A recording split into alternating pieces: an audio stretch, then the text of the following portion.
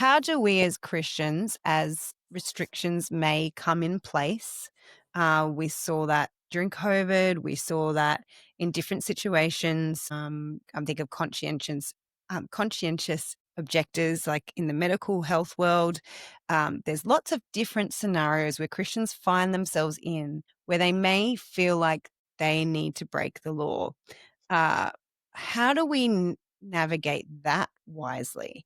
And I'm asking you to summarize a very large portion of your book, which I'm well aware in. But just as a general, what would be your advice when it comes to laws and learning from history and whatnot? Well, first of all, I think you need to change the language of breaking the law.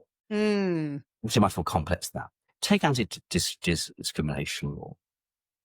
Tasmania and Victoria are two states where there are very, very limited exemptions for Christian organizations or any faith-based organization. Me as So well. yeah. So Right. you live you live on a narrow ledge when it comes to religious freedom to employ staff. And what that means is that there may be situations where not so much with employing staff, because I think there's a range of reasons why you might pick one person out of a short list of 5 that you've interviewed. And one of them is conformity with the values and beliefs of the organization. You don't choose somebody who's going to fit. I think generally with employing staff, we're not in too bad a position, but what can happen is that somebody goes through changes in their lives. They no longer believe what they did, and maybe entering into a relationship which is known and which is against the code of conduct of the school or wherever it is. And so you may be faced as a Christian leader or head of a Christian organization with the prospect of a legal dispute. So you see why I'm not talking about breaking the law. I'm talking about a situation where law rises up and may become a problem for you. Well, the first thing you do is you read the Sermon on the Mount. What does it say? It says, settle quickly with your adversary. And in a situation where it's nobody's fault, this woman, this man has changed what they believe, what their values are, their things, and they no longer are well suited to the job that they hold. They probably realize that. The school realizes that. You don't have to make this an adversarial fight. You don't have to thump the table with your morality.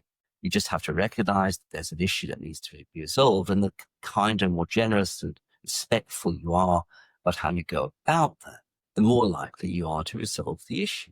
If that means offering a generous payment of some kind to help them move on with their lives and find another job, that's what you need to do. Now, contrast that with a situation where the threat of a lawsuit is simply vexatious. One of the most extraordinary examples of this I had was I was talking to the leaders of a Christian welfare organization. Do great work in caring for victims of violence and the poorest in our society. And it was like all those organizations. It employs a great range of staff, but it insists that its senior leadership are all believers. Well, this woman applied for an entry-level position where faith was not an issue. Whatever faith there was fine. And before applications had closed, she put in a complaint of discrimination. Now, I don't know what's going on there. It sounds to me like somebody's either being vexatious for ideological reasons or more likely just wanting to see if they can get a quick payout. Yeah. And in those sorts of situations, we have to oppose it. And we have to oppose it sometimes at great cost, because we cannot allow ourselves to be blackmailed by vexatious litigants. You mentioned as well, like the power of staying silent. Like, I think I've always thought I have to give an answer, but we don't have to give an answer. Is that correct? Like, It is. I mean, here's the first thing to say, Cass. Law relies almost entirely on voluntary compliance. We obey the law because we feel we ought to, because we accept that, broadly speaking, it's good. We may disagree in the levels of detail. You may be absolutely infuriated by that 40 speed limit in a place where you really don't need it to be 40, or when it drops from 80 to 60 for no apparent reason. Look, okay, there are speed cameras around, but by and large, we accept that the law is good. As Christians, we should accept the law is good. And by and large, we comply. So In a situation where a law is passed, which we cannot comply.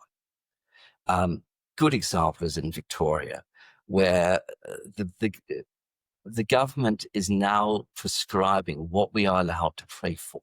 Yes. This is a red line. Anti-conversion bill, if no one's familiar with it. It's very Good conversion therapy. And there's a website where the Human Rights Equal Opportunity Commission sets out what we're allowed to pray for, what we can't pray for, even on our own.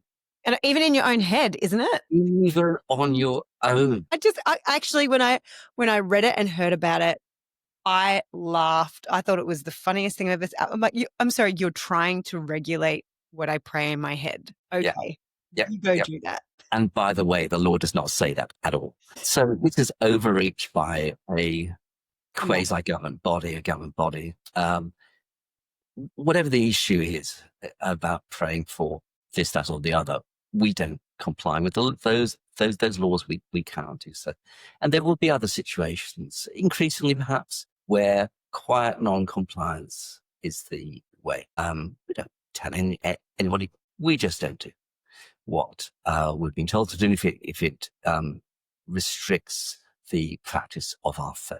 There are other situations where civil disobedience is got to be public and act as a challenge to government. And there's a long history in Christian thought of the right of civil disobedience, even the right of revolution. If we go back to people like Aquinas and some of the other thinkers, they say, well, government's ordained by God, but if government is opposed to God, well, then our duty to obey is limited. It's far more complex than that.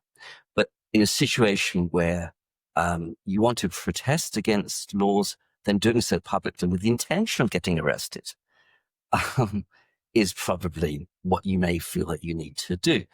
Good example is the apartheid laws in South Africa. Christians were in the forefront of demonstrations against apartheid laws in the name of equality. And they not only risked being arrested or punished, that was how they were protesting. So we need to think about what do we mean by complying with the law? Do we just not comply quietly? Do we do so overtly? But in a situation where we are asked about what we are doing, or the police interview us, well, we have the right to remain silent. That's a fundamental legal principle. And that's why before the police interview you, they say you have the right to remain silent. I think you say, but what you say will take down evidence for you against you. Similar formula everywhere. They mean that. They mean you have the right to remain silent, and you do. And in a situation where the government is trying to enforce an unjust law, the less help you give them to do so, the better. You gave a lot of actual examples in your book of how that played out.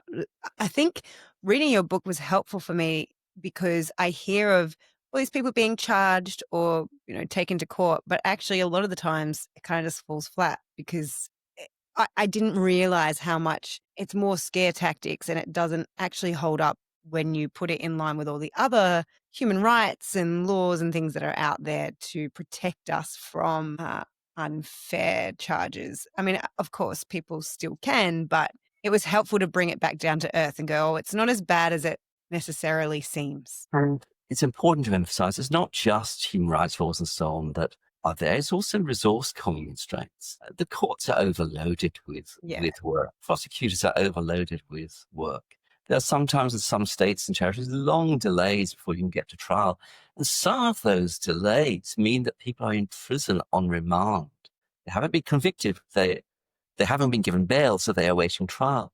And so if you're thinking about the issues as the Minister for Justice or in charge of the prosecution system, you've got to pick which cases you run. You must have a reasonable prospect of success. That's a fundamental rule. Prosecutors should not bring charges forward unless they have a reasonable prospect of success. And so it'll be not uncommon for the police to interview, decide not to lay charges, or even if there are charges, the prosecution will say, we're not proceeding with that. And that's what's happened with the hate speech laws in the UK. There've actually been very few prosecutions, other than in the riots after the Southport killings. You may remember the little children who were murdered.